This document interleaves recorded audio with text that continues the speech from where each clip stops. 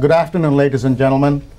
Welcome to the Rumi Forum, into our luncheon series of lectures. Today's guest is Congressman Gerry Connolly. My name is Osman Sadiq. I'm a former United States ambassador, and it'll be my privilege and honor to moderate this program and also to introduce our chief guest and our special speaker today. I would like to thank the Rumi Forum, especially the President, Dr. Ali Yusser, for organizing this program, and along with your fearless staff. Gerry Connoly, people who live in this area, does not need any introduction. I have been a resident of Fairfax County. I live in McLean for the last 35 years. So we practically grew up together in the county. And I got to tell you that Gerry has a very impressive background. And for those who have not been familiar with it, I'm going to take a few minutes to go over it. He is the congressman from the 11th District of Virginia. And he is currently, he serves in the House Budget Committee, the House Committee on Foreign Affairs, and the House Committee on Oversight and Government Reform. He is a member of 2 Foreign Affairs Subcommittees: Terrorism, Nonproliferation and Trade, and Mideast and South Asia. On the Government Reform Committee, he serves on the Subcommittee on Federal Workforce, Postal Service, and the District of Columbia, and the Subcommittee on Government Management, Organization, and Procurement. As Fairfax County Chairman, Gerry Connoly oversaw an annual budget of $4.5 billion and the 12th largest school system and the 6th largest office market in the nation. Now, I want to give you some context to this. There are a lot of underdeveloped countries and emerging countries that doesn't even have that kind of a budget. And with all humility, I was the United States ambassador to Fiji, to Tonga, to Tuvalu, and to Nauru. I concurrently served on all those countries. I was based in Fiji. If I combine the budget of all those 4 countries, it was less than $4.5 billion. So whether you can also call him the President of the Republic of Fairfax. Anyway, what we are going to do today is I would request our esteemed guest to speak on today's topic, which is the Middle East policy, or the emerging Middle East policy under the Obama administration. And after he speaks, there will be a question and answer session. I'll be moderating this program. Please limit your questions to a reasonable form, and try not to make it a statement, because time is of essence here. And I really thank you all for joining us today. Congressman Connolly. Thank you, Osman. And it's great to be with you here in the Rumi Forum. Osman is a citizen of Fairfax County, of whom we are very proud. And he served his country very ably as a United States ambassador. Of course, being an ambassador from the United States means you are the personal representative of the President of the United States. So it has a special distinction. And the fact that a president picked Osman to be that personal representative says an awful lot about your character and your standing, and we're proud of you in Fairfax County. You know, I was asked to talk a little bit about foreign policy and the Middle East. I've spent the last 25 years of my life in foreign policy issues, first serving in the United States Senate and the Foreign Relations Committee for 10 years, and then in international business subsequently for the last 20. And of course now I'm on the House Foreign Affairs Committee. So I've sort of had lots of opportunity to look at the evolution of U.S. foreign policy in the region. And we've had some successes, and we've had some real setbacks. I would start by arguing candidly that the decision made by then President Bush as he first came into office in 2001 to disengage from the Middle East was a momentous and I think very flawed decision, and we are still paying a price for it and will for some time to come. You may recall that at the waning days of the Clinton administration, President Clinton brought together then Yasser Arafat and the Israeli Prime Minister to see if he could not broker a final attempt at a peace agreement on his watch. We came very close. President Bush, then President-elect Bush, watched all of that and decided he was going to be different. He wasn't going to do that. He wasn't going to put the personal capital of the president on the line unless it was worth his while. In other words, unless we're close to a peace deal, then I'll get involved, but I'm not going to roll up my sleeves and actually try to help make it happen. And you could understand a little bit his logic, though I don't agree with it, but his logic was you pay a price when you expend the capital of the presidency and you fail. On the other hand, the Middle East is so important, it's worth failing. I mean, I'd rather have you try than not. So by being disengaged in the region for such a long time, for the first 6 years really of his presidency, we paid a price. Did things get better or worse? Well, Hezbollah exercised much more control over Lebanon, virtually creating a shadow government during that time period. Hamas won elections in the Gaza in free democratic elections that we called for. Wrong crowd won the elections from the American point of view. And certainly I don't think Israel and its neighbors came any closer to the consummation of a peace agreement. So I think there's no alternative but to have the United States engaged and at the highest levels. Belatedly, the Bush administration in the last 2 years in office did get re-engaged, but frankly it was too little too late. President Obama comes into office, and you may recall he campaigned and was ridiculed for this by his now Secretary of State for saying, I'm willing to talk to anybody. I think we ought to, he cited President Kennedy saying, we should not negotiate out of fear, but we should never fear to negotiate. In other words, sit down and talk to your enemies. It's better than the alternative.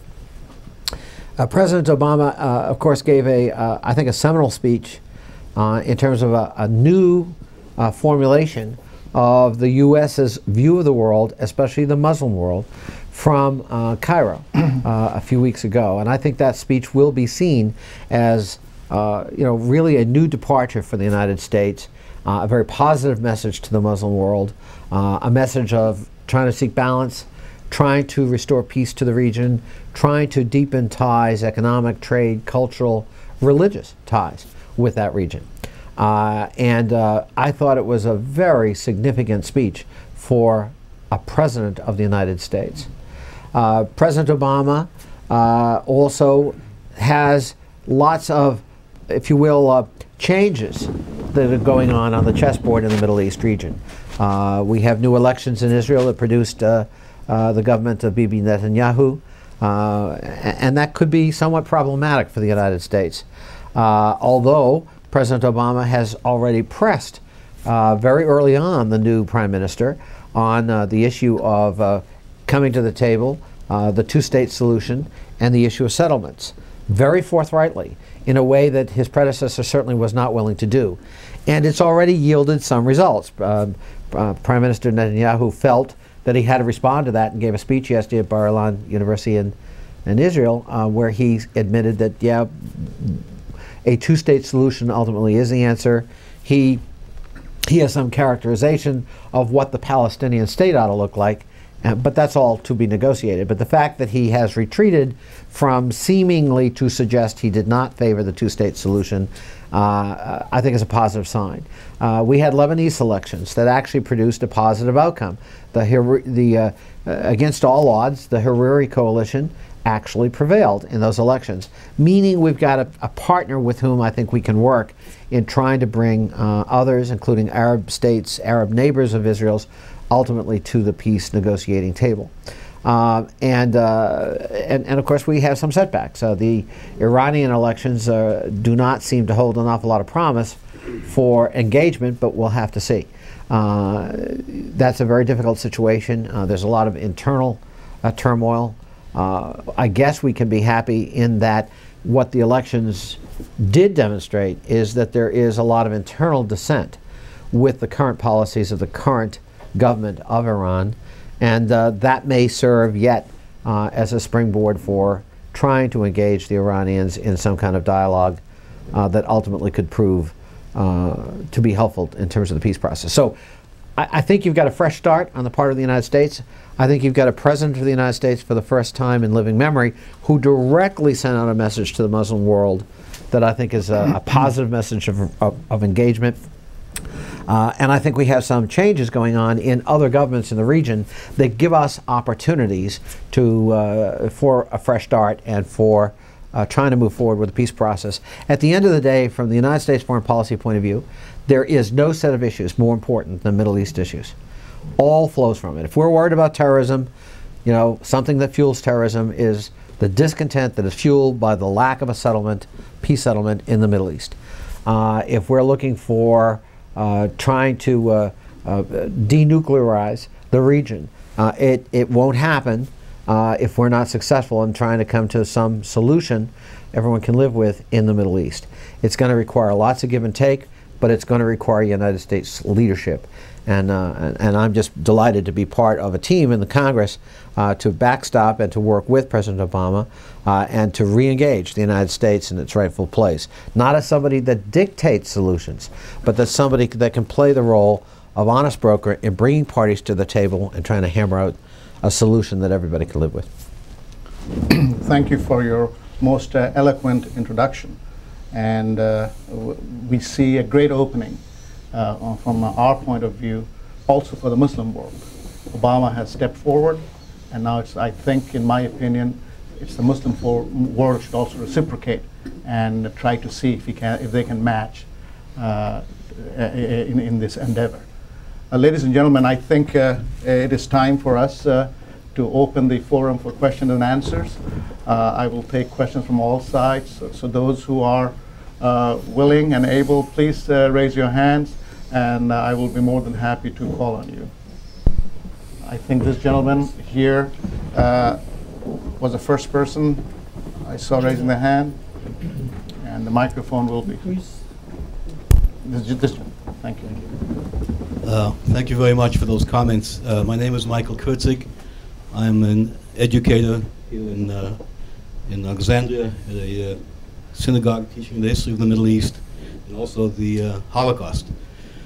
I'd like to have your opinion and your thinking about the role of Turkey in this.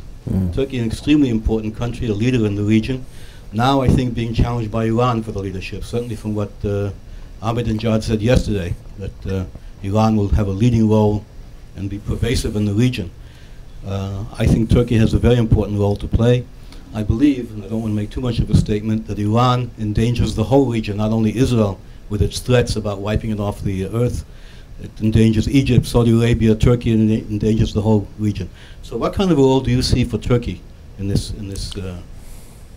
It's a great question, and it's one I've actually spoken of in the past. I believe that Turkey is critical in the war on terrorism, in having created on its own an alternative secular Muslim society. It is absolutely something that ought to be encouraged, supported, and enhanced. And therefore, for example, I believe the United States ought to work closely with its European allies in the quick accession of Turkey to the European Union. I think Turkey should take its rightful place as a member of Europe. I think that Europe has to deal with its own bigotry and cultural biases of the past and move forward. And now is the time to embrace Turkey and to include it as a rightful member of the EU. I believe that cements, I think, going forward, a secular government in Turkey that can be a model in the Muslim world we desperately need. And it's not a US created model, it's not a European created model, it is an indigenous model created by Ataturk after World War I that has not only survived but prospered and shows another way. And that's something we ought to be promoting day and night. This gentleman here. Sir, microphone. Thank you very much. John Innes, working in the World Bank, and two questions, if I may. You referred to the democratically elected Hamas government in Gaza. Do you think the United States gives due respect to the Hamas administration and government and is engaging with the Hamas in the right way? And if not, how should that be? And secondly, you made reference to these really important election results in Iran. And I mean, I'm not privy to any inside information, but from your knowledge, were there significant irregularities and of a magnitude that would have affected the outcome of the result? And if so, what attitude should the US administration take to that, if indeed there were real irregularities that were of a sufficient magnitude to have affected the actual result? With respect to your first question, President Bush in his let's put it this way. President Bush, when he got elected, had boasted of the fact that his passport had very few stamps in it. And we all saw how that worked out. Having a president with very little foreign policy experience or interest, I think is not something to boast about. And so he called for, we want democratic elections in the West Bank and in Gaza, and in the Gaza, okay, they had democratic elections and you lost. I mean, the wrong crowd won from the U.S. point of view. Hamas remains on the terrorist list as a sponsor of international terrorism. The official U.S. policy is we're not going to talk to them unless they forswear terrorism and recognize some basic right of Israel to exist, just in the world. So far, we haven't made any progress in that regard. So I don't know if there are Hamas leaders that can be talked to. Some kind of dialogue would be desirable, but not at the expense of empowering an organization that is otherwise a terrorist organization. So I think we are in a conundrum when it comes to the Gaza. And of course the U.S. policy, and I guess from time to time the Israeli policy, has been to try to shore up the PLA on the West Bank. Ultimately, the legitimacy of a government, though, isn't that it's got a foreign supporter. It is that it has the support of the people it serves, and it serves those people. It delivers services. Mr. Ambassador indicated, for a long time I served here in local government. The fundamental service of local government is providing, education, public safety, human services, transportation, healthcare to citizens, and those citizens, the contract is they pay their taxes and we provide those services at a high level, and they see it. And so you've got to have governments in the region, including in Palestine, that understand that contract. And candidly, Hamas, in terms of its track record, seems to have a better track record in that regard than does the alternative, and that needs to be corrected and addressed. With respect to your second question, I have no direct knowledge of the legitimacy or illegitimacy of the election that just took place. I will say this, though. Musavi has appealed to the intellectual elite, the middle class, and to university students, and created a lot of energy and enthusiasm in the last month that seemed, by way of observation, to start to spill over into urban populations. Ahmadinejad has always touted himself as the champion of the little guy, of somebody who is not all that successful in society, who the lower income masses, and he's their champion. He's going to protect their culture. He's going to create opportunities for them, and that big bad elite is the enemy. That's, one can recognize in that a powerful political message in a society like Iran, and therefore it does not. It's not inconceivable that in fact he won the election. Did he win it by those margins? Was there fraud? Was there intimidation? Certainly there's no question there's documented evidence of intimidation, beatings, jailings, suddenly things go. I mean, I think they gave him like an hour on television as the incumbent president and did not allow the opposition comparable time on the speech's grounds that, well, the debate formats had been unfair because his opponent had said mean things about him. I mean, as an incumbent politician, I'd like those rules. I mean, really. So lots of dynamic going on, but I think we need to, two things. We need to recognize that that he does have a following. Whether it's a majority or not remains to be seen. We also need to recognize there's clearly substantial discontent in Iran with the current system and the current leadership, and that gives us an opportunity, if we're not too heavy-handed about it, to try to encourage an alternative to the power structure that could serve Iran and the region well. It's a very dangerous time. His bellicose rhetoric and his seeming willingness to pursue full-bore a nuclear capability for Iran is as dangerous as anything I can think of right now in the current international scene.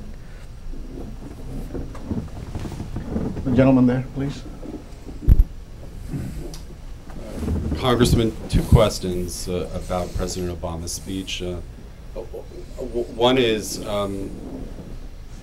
how to reconcile what you said was President Obama's role as, or the U.S. role as an honest broker in the Middle East, not to dictate the terms of a settlement to either party. That with, on the other hand, what is in effect a dictate by the U.S. To Israel that all settlement activity, including natural growth, must stop. In the wake of agreements between the agreement between the United States and Israel several years ago, an exchange of letters between Bush and Sharon, that a return to 67 borders was unrealistic, and so the borders would need ultimately to be redrawn in a way that accommodates demographic realities. So I'm wondering how to square, if settlements will be a subject for discussion, for negotiation, then how do you square the dictate by the United States? The second question has to do with Iran and what to make of, not so much the language that was in his speech on Iran, but the language that wasn't there on Iran. For example, he mentioned the U.S. role in the 1953 coup, and on the other hand, in 1979, there was a hostage-taking in Iran. But he said nothing about Iran's role as the leading state sponsor of terrorism in the last 30 years. And also the urgency for the entire international community to back sanctions that are already in place in some cases against Iran to stop the nuclear program. And he was speaking even in a country, Egypt, which is terribly nervous about Iran's nuclear program, and yet nothing about the urgency of stopping it. Mm-hmm. Maybe because I've been in politics for a while, I recognize the messages you've just described, the one about settlements in Israel and the other with respect to Iran, as political positioning. This is a new president of the United States. He has to negotiate with somebody who might not be his choice to be Israeli prime minister, but he was the Israelis' choice. And don't forget, the Obama administration is filled with refugees from the Clinton foreign policy organization who do not necessarily remember Bibi Netanyahu with great fondness.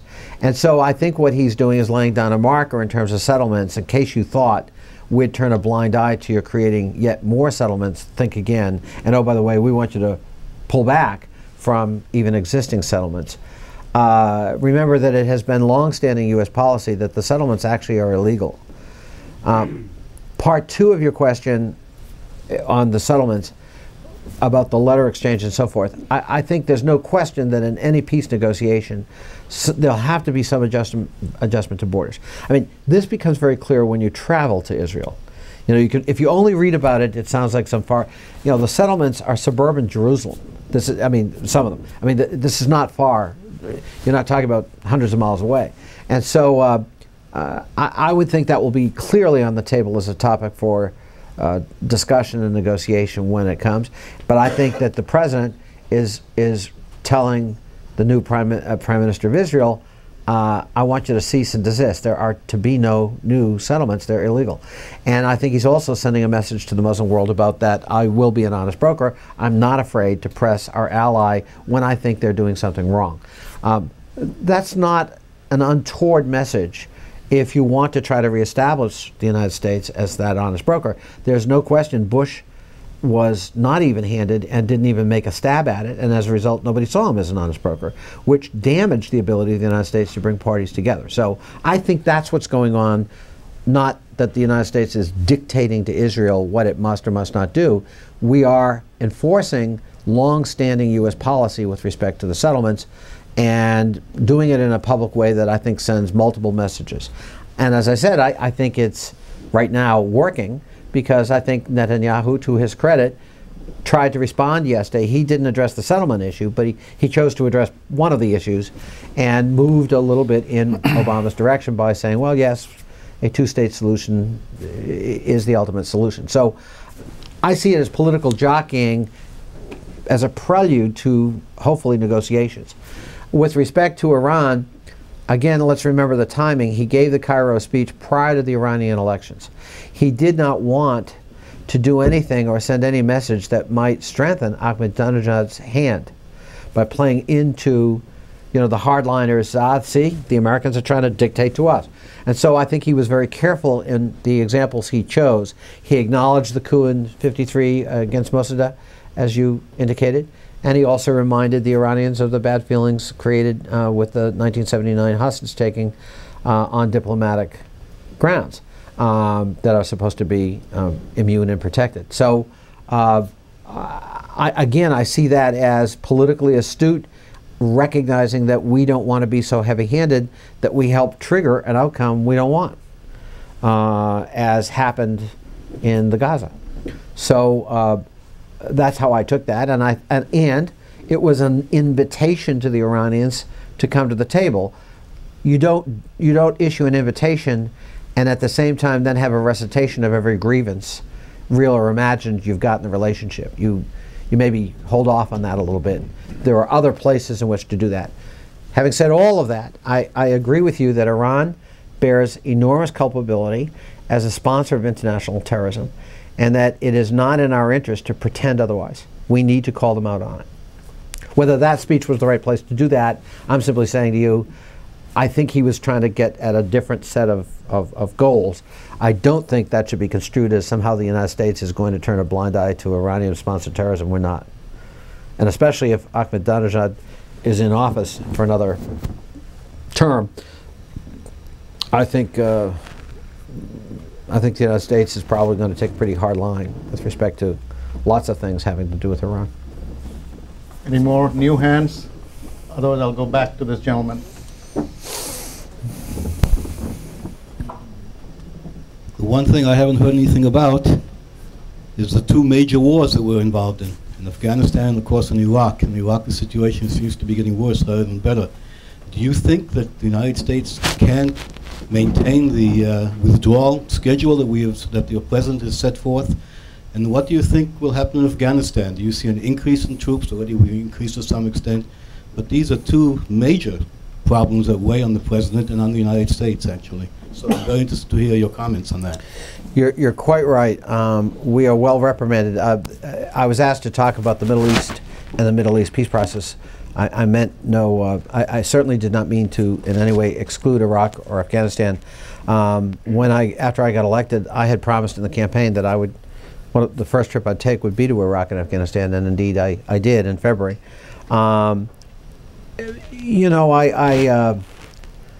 I continue to be concerned about security in Iraq and about stability in Iraq. Will the timeline we've laid out allow for enough time for a government to come into place that's sufficiently stable, has sufficient stakeholders that it can function and deliver services to its people? The security that we've bought in Iraq was bought, don't forget, with the Anwar awakening and by, in many ways, cutting deals with various groups in the country. Will that hold? Will those militias and groups resurface and will violence resume once the glue of the American presence is removed? I think that's an open question. I think we're sort of racing against time, but we do have some time in which to try to further stabilize the situation. It remains to be seen. Our military touts the fact that the number of violent incidents throughout Iraq have plummeted. They peaked in 2007. There were several hundred a day. You're now down to single digits a day. That's good, but that doesn't necessarily mean, therefore, the insurgency has been vanquished and we can all breathe a sigh of relief. It may mean that it's gone underground. I don't know. But I do worry about that, and I think the jury's still out, and we're going to do everything we can to try to make it work. We from my point of view, should not have gone into Iraq. Now that we're there, we got to find a responsible way to extricate ourselves. With respect to Afghanistan, that's a war we need to win, in my opinion. That's where the bad guys were harbored and trained with impunity and protected by the Taliban. I see no evidence that the Taliban is a group with whom you can dialogue. And I think they are extreme in every respect, including, by the way, especially in the context of Islam. I think they don't represent Islamic values, though they claim to. I think for the United States, I think we have to be clear about what our goals are in Afghanistan. There are several goals we care a lot about. I don't know that we can promise that we're going to deliver, a free, democratic Muslim society with a secular government in the middle of Central Asia. I don't know that that's an achievable goal. I think that would be very unrealistic for us to even claim it. A government of some stability that can function again and deliver services to its people, that may be a worthwhile goal. Trying to cut back on the heroin production. It is the world's largest heroin producing state, and it's, by the way, a lot of that heroin goes into Iran, which has one of the largest heroin addict populations in the world. So there may be some common ground between the United States and Iran, ironically, about the need to try to intervene with that cross-border traffic. And then we have to defeat the insurgency and hopefully try to keep things under control. If we can achieve those things, that may be the best we can hope for in Afghanistan. But there's no question in my mind, the two situations are quite different in every respect. And in terms of U.S. goals, there is a bottom line in Afghanistan that we cannot shrink from, and that is we cannot allow the Taliban to come back into power, given what they allowed to happen on 9/11. Sir. Thank you very much. As you know, we are going through a global economic crisis. My question was going to be, do you think this global economic crisis is going to create some sort of notion so all nations come together around a table and settle the issues and conflicts? It's a good question. I think, yes, we have to, after World War II, we created the Bretton Woods instrumentalities that served us well for half a century. Well, what are going to be the new global instruments? And of course, we live in a much more global economy than we did then, and we were able sort of to help write the rules and call the shots because we were, the only industrialized power in the world that hadn't been damaged extensively by World War II. In fact, quite the opposite. We got strengthened because of the war machine and our war economy. So what happens now? Well, you get a lot of other players, and what we find though is the interdependence of that global economy is there for everyone to see. I mean, if we have a recession here and consumption drops, China's exports collapse, and that means lots of Chinese are put out of work. So, and that affects then the energy sector, which, is sending a lot of oil and gas and coal to China to run those factories that are now no longer running or running in half time and so forth. So, China owns an awful lot of U.S. debt. And there's been a lot of consternation raised about that. My God, a lot of our debt is foreign owned. Well, on the other hand, you know the old expression, if I owe you $1,000, I don't sleep at night. If I owe you $1 million, you don't sleep at night. So there's a certain interdependency, even with respect to who holds our debt, that I think in some ways fosters the kind of cooperation you're talking about. So I think there have to be some new international rules with respect to flows of capital, regulation of financial instruments and financial institutions. Obviously, we'll continue to evolve in terms of international trade rules and economic cooperation. And so I think in some ways this global recession will, I hope, hasten more of that cooperative spirit and will produce some new rules of engagement that are more relevant for the world we live in than the immediate post-World War II world.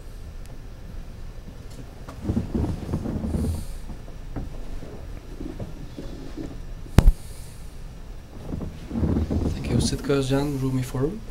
What do you think about the importance of Russia on the Middle East and the U.S.-Russian relations on this aspect?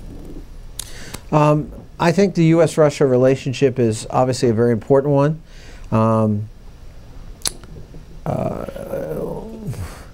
We had some rocky relations in the last administration. You may recall, once again, President Bush putting aside intelligence or background briefings, looked into the eyes of President Putin at the time and saw the soul of a man he could deal with.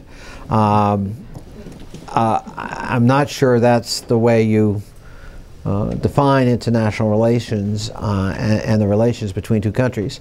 And you've got to be careful you don't overly personalize relationships. And I think that was who President Bush was as a human being, and I understand that. A lot of us operate that way. But when you're talking about diplomacy and long-term relationships, they need to survive the individuals per se with whom we're dealing. And Russia has enormous energy resources that, with the recovery in the energy sector, mean that Russia will have a lot of wealth. Russia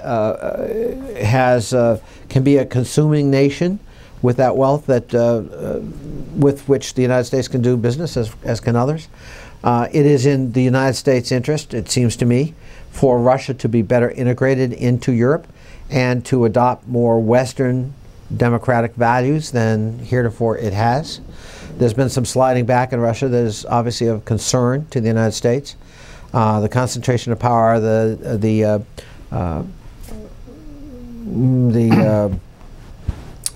suppression, in some cases, of political opposition, the control of the media, the decision to appoint governors and not to have them elected anymore, all of those, to Americanize, are retreats from democratic principles and democratic practice, for that matter.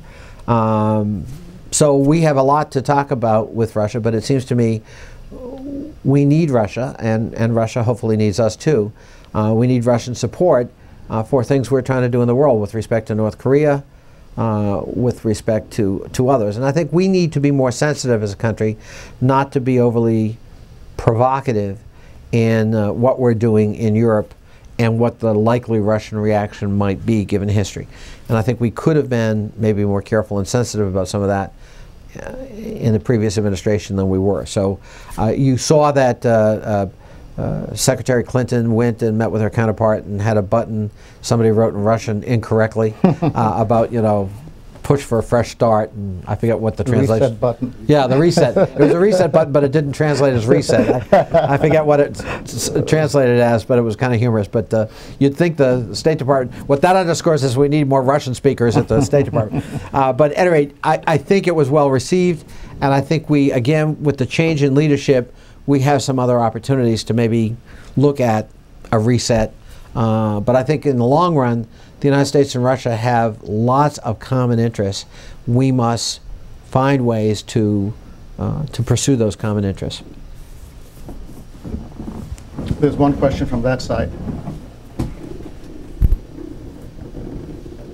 I was promised there'd be no questions from this side. Just teasing.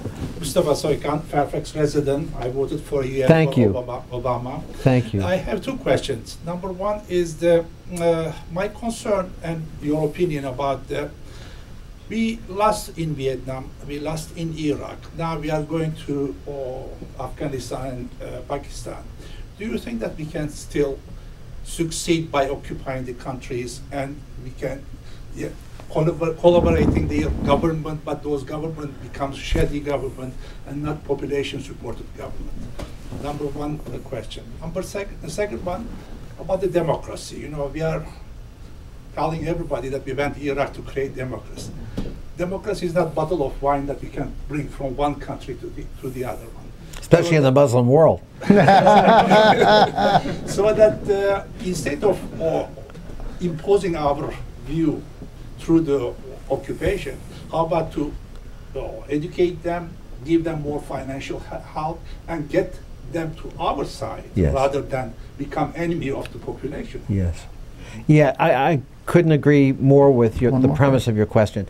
The United States cannot simply impose its will militarily and occupy countries we don't like. That happens from time to time, but it's never going to be a substitute for genuine engagement and investments on both sides. The military option ought to be the last resort, not sort of your first resort. Iraq was a flawed decision in every respect. If you go through, it had nothing to do with 9/11, and yet the leadership of the Bush administration acted as if it did. In fact, not only acted as if, said it did, falsely, and they knew it was false. There was no intelligence suggesting Saddam Hussein. And I'm not saying Saddam Hussein was a good guy. He was not. He was a bad guy. But the world's filled with bad guys. We're not going to topple every bad guy regime. And if you've decided, just pragmatically, okay, this one we are going to topple, what's plan B? What's the fallback? What are you going to do? How are you going to get out of there? What's the plan for extricating yourself? And what are the risks in that region of this being seen as, you know, an unduly American intervention that has no legitimacy within the culture and the society? And oh, by the way, what are the ramifications in other societies of our doing that? That analysis doesn't seem to have taken place. And of course, I believe it probably didn't because it wasn't welcome. We had already decided a priori what we were going to do, irrespective of the facts, the history, the intelligence. And then when we got into Iraq, we made a series of catastrophic blunders. The decision that nobody who worked for the Ba'athist Party could work for the new Iraqi government. Well, we didn't do that after World War II. But, you know, you had to be a member of the Ba'athist Party if you wanted to work for the government, pretty much, or you weren't going to get a job. That didn't mean you were strategizing over dinner with Saddam Hussein. And by doing that, we, of course, then created a whole bunch of discontented families who were unemployed, who were ripe for the message of the insurgency. Then, as we're negotiating with the surviving Iraqi military to decapitate the leadership, but to allow the military to survive for the sake of law and order, Bremer comes in, no consultation with our own military who are in the midst of those negotiations, and announces we're disbanding the Iraqi military. They're all going to go home. Now we have a whole bunch of families also discontented, also unemployed, and they're armed. And we wonder how the insurgency took hold. You know, you just shake your head. How can a country so smart and so wise be so foolish in the decisions that were allowed to be made in our name by feckless leadership? And I don't know how else to describe it. And so the game now is, now that we're there, how do we responsibly get out without further destabilizing the situation? And that's the challenge. If you don't have any, there's one last question. Sure. Is that all right? Yeah. One more. My name is Cüneyt Mehmet Şimşek from Georgetown University. You talk about Turkey being a model country in its region, but I don't know, none country in that region sees Turkey as a model country. What do you think about this matter? Well, I don't know that I said it was a model. What I said was Turkey is a secular government in the Muslim world. It is the only, example you can really point to that created an alternative route to a theocratic state. And it seems to me that there's enormous value from the United States foreign policy point of view to have such an alternative that works. And therefore, it's in our interest to promote it, to support it. We didn't create it. It's not going to have that stigma of, it's just the Americans and their tools. No, it isn't. This is indigenously Turkish. They did it. And we support it. And we want Europe to support it. And because it can have lots of other positive impacts as governments in the Islamic world evolve.